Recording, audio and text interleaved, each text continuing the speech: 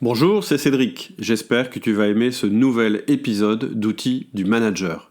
Si les idées dont je vais te parler te plaisent, tu auras peut-être envie de passer à l'action. Pour ça, j'ai créé une série de mails spécifiques en lien avec le sujet de ce jour. Pour recevoir cette série, il suffit que tu cliques sur le lien en descriptif. Je t'en reparle en fin d'épisode. En attendant, je te souhaite une excellente écoute. Bienvenue chez Manager Tools France. Aujourd'hui, le 1 à 1, deuxième partie. C'est 30 minutes où je dois parler? Non, sûrement pas. En fait, c'est 30 minutes qui sont découpées en 3 parties. On pourrait dire de 10 minutes chacune, mais bon, ça c'est Pour donner, c'est pour donner un canevas, quoi. En théorie, 1 à 1, c'est 10 minutes pour le collaborateur. Et ça, c'est la partie la plus importante, puisque c'est vraiment lui l'objet de la rencontre. C'est de lui qu'on va parler. 10 minutes pour vous. Et 10 minutes pour on va dire, son futur et son développement. Alors, 10 minutes pour le collaborateur, qu'est-ce que ça veut dire? Ça veut dire d'abord que c'est lui qui a la priorité, c'est lui qui parle en premier. Ouais, mais jamais il va parler. Quand tu fais venir quelqu'un dans ton bureau ou que tu vas le rencontrer face à face, tu vas dire, bon bah voilà, t'as 10 minutes pour toi, vas-y. Oui, alors au début, certainement. Et encore, on a été étonnés quand même. Quand on a mis ça en place, effectivement, il y avait des gens qui parlaient pas beaucoup, mais il y en avait d'autres que ça a drôlement... Qui parlait pas en public, mais qui parlait en face à face. Voilà, c'est ça. Et puis, ce qu'on va proposer quand même, surtout pour le début, à nos auditeurs, c'est une liste de questions qui permettent quand même un petit peu d'amener le débat, mais ça peut être des questions bêtes. Alors le week-end, ça s'est bien passé. Alors c'est sûr que si vous n'avez pas une relation très très personnelle aujourd'hui avec vos collaborateurs, ils vont vous demander ce qui se passe. Ils vont vous dire, oula. Mais c'est pas grave. Le 1 à 1, c'est difficile au début, puis ça devient de plus en plus facile et naturel. Nous, on a l'exemple d'une personne, un de tes collaborateurs, qui au départ était très très réticent, qui parlait pas du tout. Le 1 à 1 se déroulait assez rapidement. Ça a duré 10 minutes, mais découpé en 3. 3 minutes, 3 minutes, 3 minutes. Ouais, même pas, je crois que la première partie, ça durait 30 secondes. Je gagnais du temps. C'était bon, alors qu'est-ce que tu as à me dire? J'ai rien à te dire. Bon, c'est ma partie. Moi, j'ai des choses à te dire. Voilà. Et puis ton avenir, non, j'ai rien à dire non plus. Bon, la prochaine fois.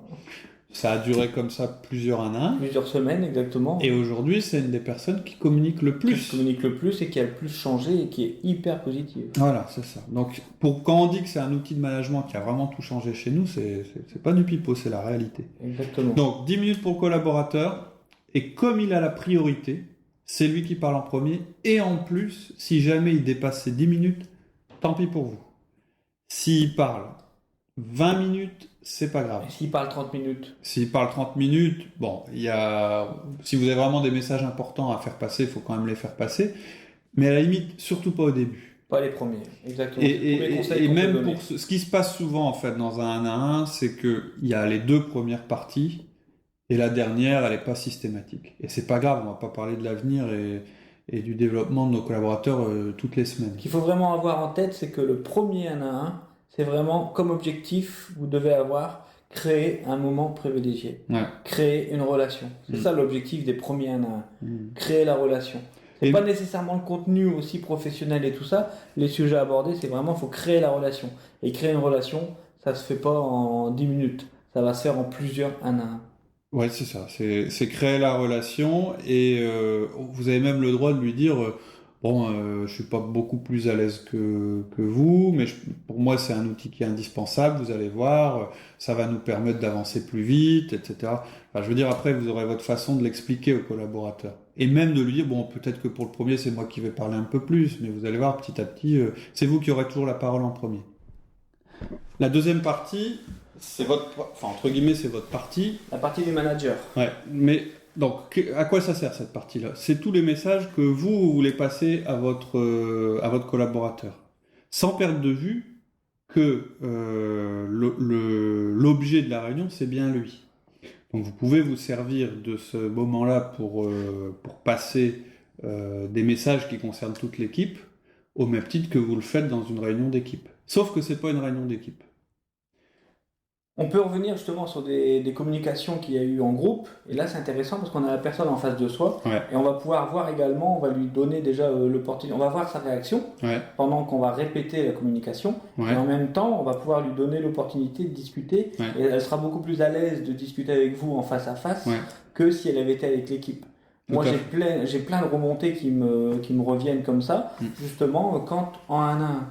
Oui, parce qu'il y a des gens qui ne sont pas forcément à l'aise pour réagir directement tout de suite en réunion et donner leur avis. Et il y a même des gens, c'est même pas qu'ils ne sont pas à l'aise, c'est qu'il y a des gens qui ont besoin de réflexion avant de pouvoir demander des précisions sur ce qui s'est passé dans une réunion. Voilà, et en même temps, de mieux comprendre le message, et on peut adapter par rapport à la personne, parce qu'après on la connaît, Exactement. On peut adapter le discours. Et on sait sur quel point il va falloir jouer et quelles vont être ses craintes ou pas. Tout à fait. Quand on fait une communication de groupe, on ne peut pas parler des craintes de chacun. Oui, et puis pas seulement les craintes, il y a même le mode de communication de la personne. Nous, il y a un outil qu'on utilise beaucoup et qui sera abordé dans les podcasts. Il vient aussi de Manager Tools, même si encore une fois, ce n'est pas eux qui ont inventé l'outil. C'est le DISC modèle, qui permet, à travers l'observation des gens, de détecter leur mode de communication et ensuite d'adapter son mode de communication au leur, pour pouvoir mieux leur passer le message.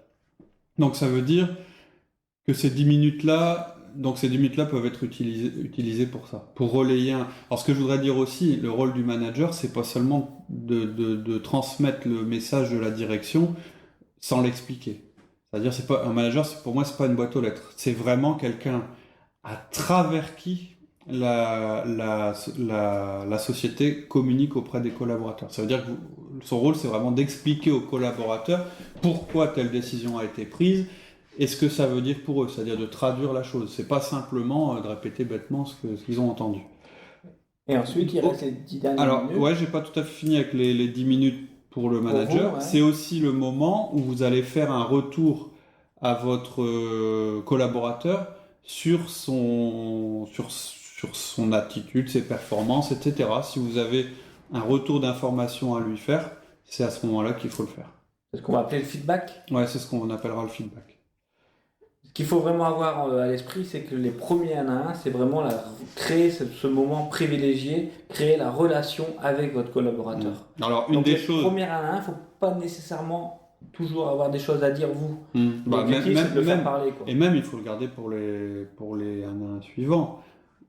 Vraiment, alors moi je me mords la langue parce que j'ai tendance à un peu trop parler. C'est mon cas aussi. Également, ouais. Et en fait, c'est souvent le cas des gens qui ont notre profil DISC, qui est le profil D, ou pour moi I et D, qui est, c'est-à-dire dominant et influent, et dominant pour toi, qui est de vouloir tout le temps mener la conversation, quand quelqu'un dit quelque chose, déjà réfléchir à ce qu'on va dire derrière, ne pas laisser la personne s'exprimer jusqu'au bout. Et ça, c'est vraiment un gros défaut en 1 à 1, c'est notre gros défaut. Et vraiment, avant les 1 à 1, moi je me dis, dans ma tête, tu parles pas. Je me répète ça 3-4 fois pour vraiment me convaincre. Pardon, du coup tu me coupes, je vois. Et l'autre règle, si ça peut rendre service, c'est une fois que le collaborateur a terminé une phrase, laisser une respiration avant de prendre la suite. Parce qu'il y a des gens, ils ont besoin d'un petit peu de temps pour s'exprimer. Ce qui est important aussi, quand on a mis en place le 1 à 1, c'est que ça nous donne du temps pour justement ne pas réagir de suite à l'action, la noter et revenir dessus après. Parce que des fois, on prend des décisions sur le vif du sujet et on s'aperçoit qu'on n'a pas pris la bonne décision. Voilà. Ou sinon, on peut faire des erreurs de management parce qu'on a réagi de suite. Et donc, l'objectif, c'est vraiment après de se dire, bon, ok, ça je le note, j'en parlerai au prochain 1 à 1. On se donne 1 semaine ou 3 jours ou 2 jours suivant la date à laquelle arrive l'événement. Et on en reparle au 1 à 1. Et vous verrez j'irais même plus loin, c'est-à-dire que vous êtes quand même le manager, on peut vous poser des questions auxquelles vous ne répondrez pas. C'est-à-dire que c'est votre droit. C'est pas parce que vous êtes en 1 à 1, que vous écoutez le collaborateur, vous le laissez s'exprimer, que ça lui donne plus de pouvoir ou que ça vous oblige à apporter des réponses, soit immédiatement, soit un jour. Vous gardez votre rôle de manager et vous avez le droit de répondre à un collaborateur. La dernière fois, tu m'as posé cette question-là, je ne sais pas répondre, ou bien je ne peux pas répondre. Ce qui est très positif, c'est de se dire, d'un coup, je je connais pas la réponse ou je peux pas te répondre tout de suite, je me renseigne et c'est d'en reparler au prochain 1 à 1. Ouais. Comme ça, il s'aperçoit qu'il se dit, bah tiens, c'est vrai que je lui avais posé cette question-là. Généralement, des fois, ils ont même oublié. Et quand vous leur ressortez, vous leur dites, bah tiens, en fait, tu m'as posé cette question-là, bah oui, tiens, tu vas voir ça, tu vas voir ça. Obligatoirement, ils se disent, ah bah tiens, il a pensé à moi, il s'est occupé de moi. Et Alors, ça, c'est important. et puis, une autre chose qu'on a remarqué, c'est que parfois les gens vous disent des choses simplement parce qu'ils ont besoin que vous les connaissiez ou que vous sachiez leur opinion sur ces choses-là. Ils n'ont pas forcément derrière envie ou la volonté que vous leur répondiez.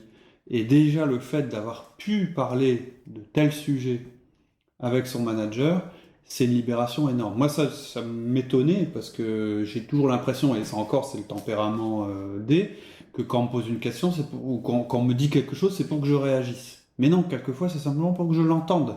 Et le fait de l'avoir entendu, c'est tout. Pour le collaborateur, c'est déjà énorme. C'est déjà un énorme changement par rapport à ce qu'il a pu vivre avant. Ok, donc ensuite, les 10 dernières minutes, le temps imparti.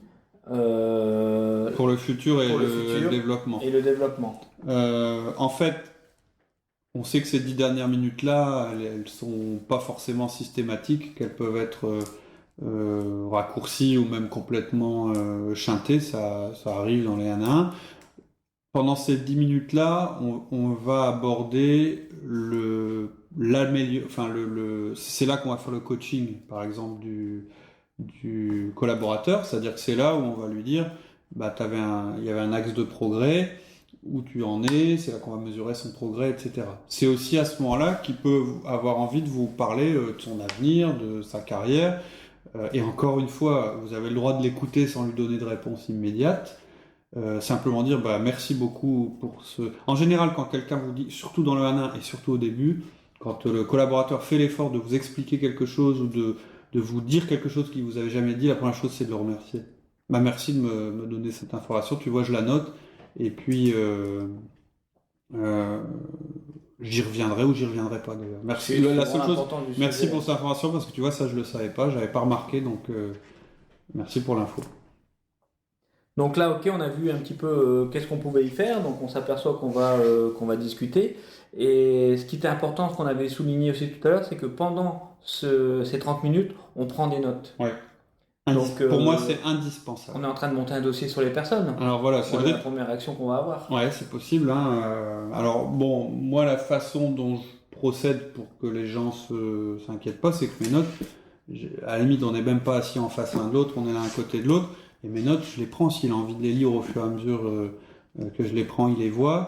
Il y a accès à ma demande. Mes dossiers sont quand même rangés parce qu'en plus, moi j'ai un parapheur avec chaque personne et j'ai mes notes dans l'ordre chronologique pour chaque personne, à l'aide du formulaire dont on va parler tout à l'heure. Qu'est-ce que je pourrais dire ? Oui, alors non, c'est pas un dossier parce que alors ne demandez pas à votre collaborateur de signer les notes, s'il vous plaît, c'est pas l'objet. Vous n'êtes pas en suivi professionnel, c'est pas quelque chose qui sera utilisé juridiquement ou légalement contre un salarié.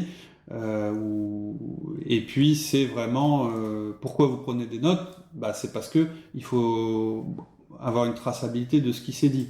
Si vous prenez pas de notes, vous pourrez pas faire référence aux différents 1 à 1 que vous avez eu pendant l'année pour faire votre revue de fin d'année, par exemple.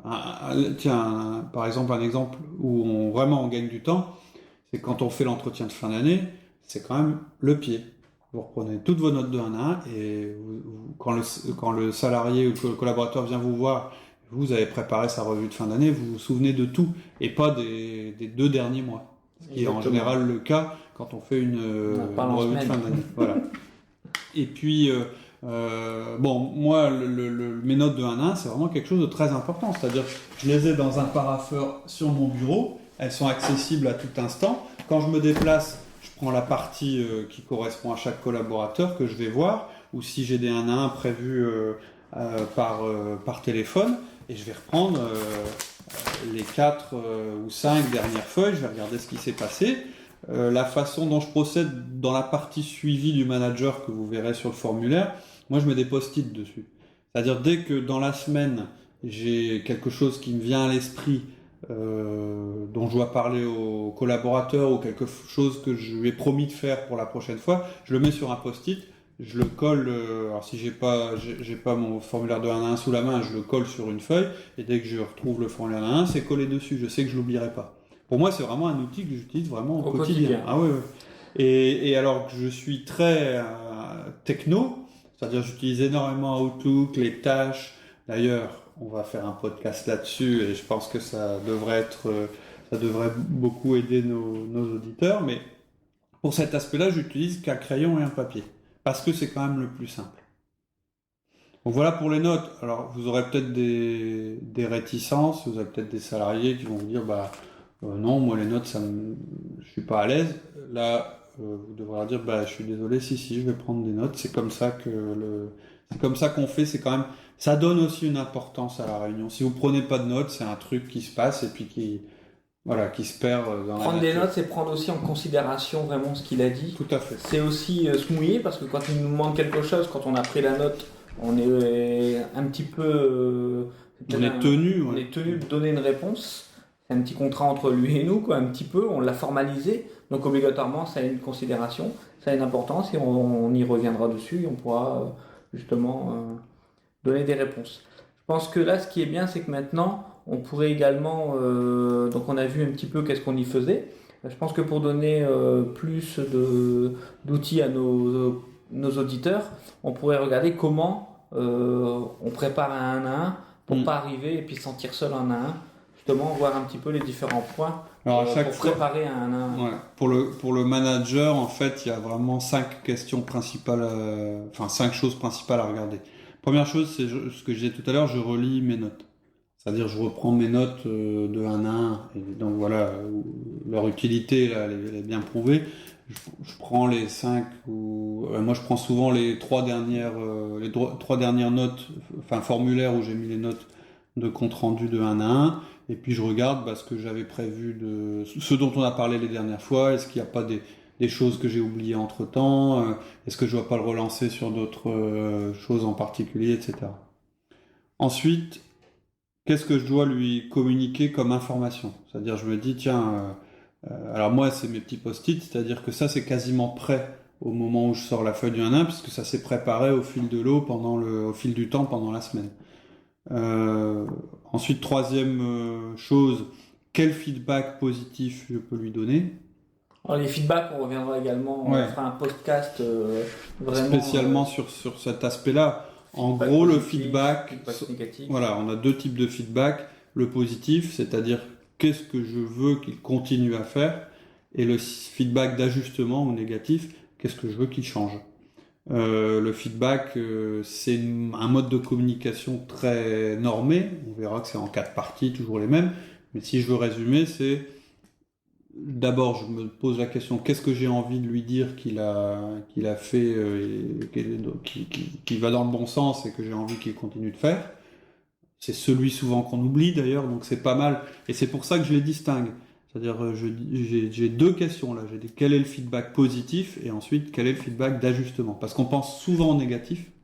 Et d'ailleurs, dans les post-it que j'ai, souvent c'est du négatif parce qu'on remarque souvent ce qui est négatif.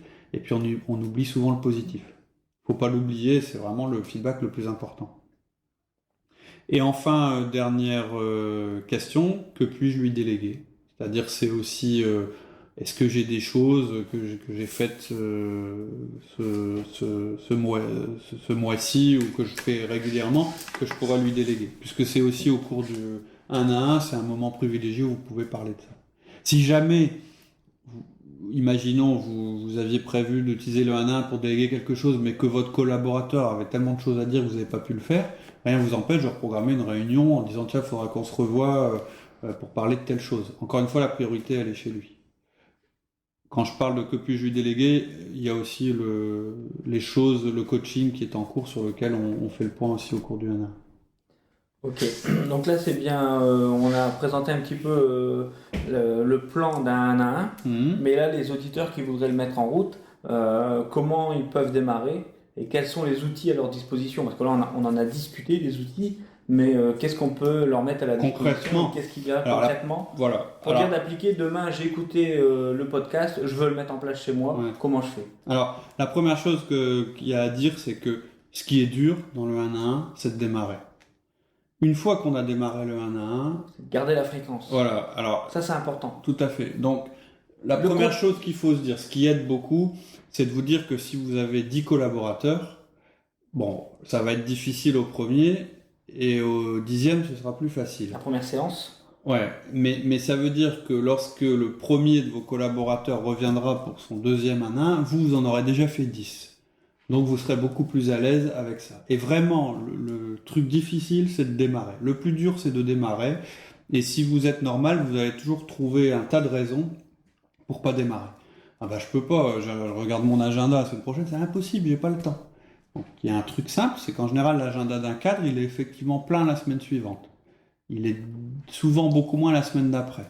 Donc l'idée, c'est de dire, vous prenez votre agenda, et vous regardez dans 3 semaines, et vous les programmez dans 3 semaines, parce que votre agenda, dans 3 semaines, il est très certainement libre, et celui de vos collaborateurs aussi. Donc par respect pour eux aussi, vous leur laissez 3 semaines pour s'organiser, et pouvoir venir vous voir. Donc on a mis des...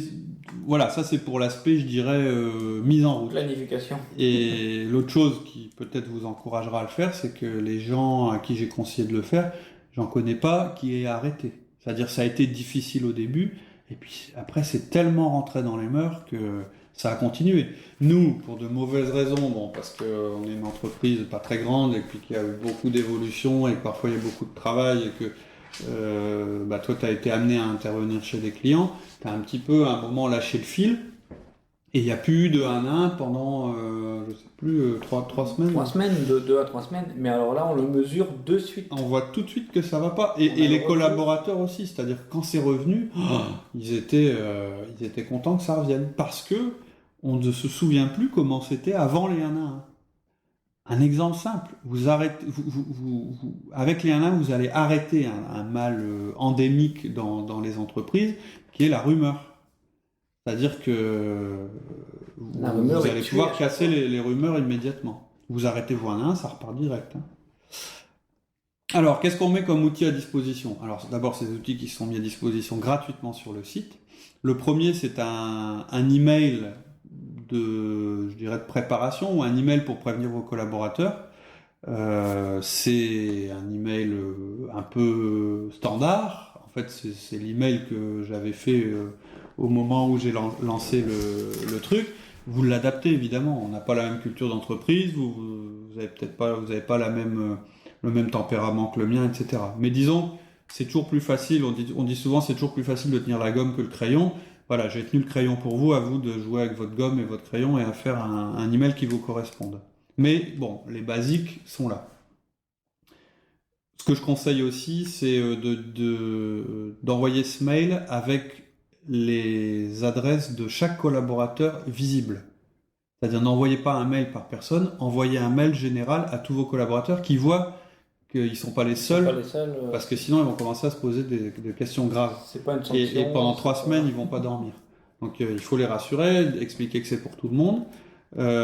Alors après, si vous avez le moyen de déjà programmer les 1 à 1, vous leur proposez des heures avec leur nom, ou mieux, ce qui est plus sympa, c'est de leur dire, voilà, je vous recevrai, par exemple, le mardi de 14h à 18h, par séquence d'une demi-heure, le jeudi, sur le même créneau horaire. Et ensuite, ils vous disent les moments qui leur conviennent le mieux.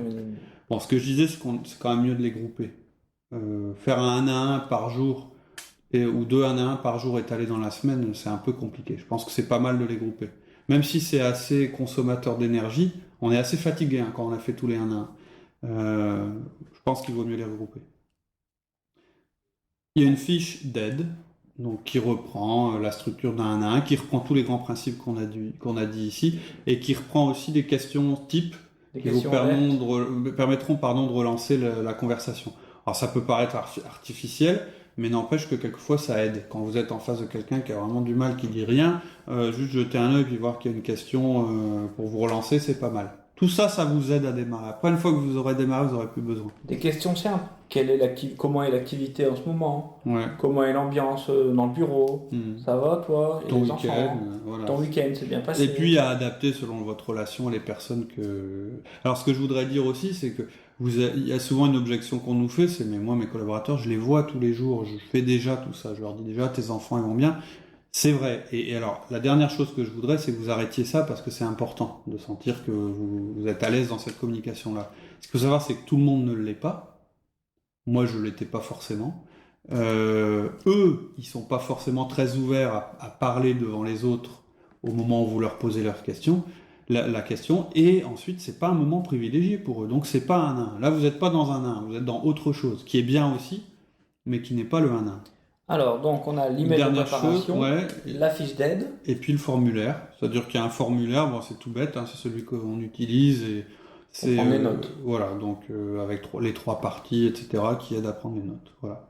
L'avantage du formulaire, c'est qu'il nous rappelle les 3 parties et il nous repositionne et il nous aide à nous préparer, quoi. Exactement.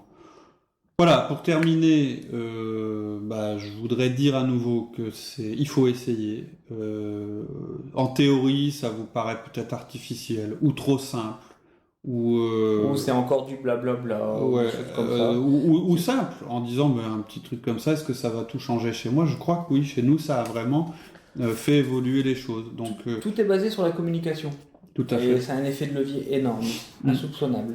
Pour nous, c'est le meilleur outil de management qu'on ait mis en place. Ouais. Et c'est celui qu'il faut mettre en place en premier. Parce que sinon, tous les autres, c'est-à-dire la délégation, le coaching et le feedback, pourront pas se mettre en place. Et ni même le management par objectif. Vous allez mettre en place des objectifs, puis après, vous allez vous étonner que vos collaborateurs les atteignent pas. Parce que vos collaborateurs, vous les voyez vraiment pour parler des objectifs qu'une fois tous les semestres ou une fois tous les mois. C'est pas assez. Vos collaborateurs, ils ont besoin, sans faire du micromanagement, que vous ayez une communication constante avec eux et systématique. Ensuite, si vous le faites pas, le problème, c'est que vous n'aurez pas un niveau de communication identique avec tous vos collaborateurs et ça, c'est pas bon non plus. Donc vraiment, il faut que vous mettiez ça en place. On vous aidera. Si vous avez des questions, n'hésitez pas à les poser. Et de toute façon, dans le prochain podcast, on vous donnera des anecdotes et puis on vous dira la façon dont ça s'est passé chez nous, etc. Ce que je te propose, Cédric, c'est dans le prochain podcast, c'est de faire un 1 pour donner un exemple. Ah oui, alors là, ce sera encore mieux. À la limite, on va plutôt faire ça. Très, très général. Et vraiment en reprenant les différents points. Ouais. Et puis comme ça, nos auditeurs pourront écouter comment se passe un 1. Oui, un exemple. Ils se sentiront moins seuls. Oui, tout à fait. Et bon, ce sera pas, à ce moment-là, il ne faut pas qu'on fasse un vrai 1-1 parce qu'il y a des choses qui sont internes à l'entreprise. Mais ouais, d'accord, ça c'est une bonne idée. On va vous faire un truc sympa. 1-1. Et à la limite, on pourra même mettre sur le site le scan de notre préparation du formulaire c'est-à-dire tu seras le manager et moi je serai le manager, on va pas changer hein, non. Ça pourrait donner de mauvaises habitudes, donc on va et puis ouais super, bonne idée. Et puis entre temps on est là pour répondre à vos questions, à vos critiques si elles sont destinées à nous faire progresser et en temps réel sur le site, hein, donc sur Manager Tools France. J'espère que tu as aimé cet épisode et que tu as eu des déclics et des prises de conscience. C'est l'objectif de ce podcast. Si c'est le cas et que tu vas aller plus loin avec moi pour passer à l'action, parce que sans action, la réflexion ne sert à rien, je te propose une série de mails spécifiques qui sont en lien avec le sujet abordé par cet épisode. Ils vont te permettre de bien ancrer les idées et de passer à l'action. Et si tu veux aller encore plus loin, je te proposerai une formation. Il te suffit de cliquer sur le lien en descriptif et de me donner ta meilleure adresse email. À bientôt. Salut.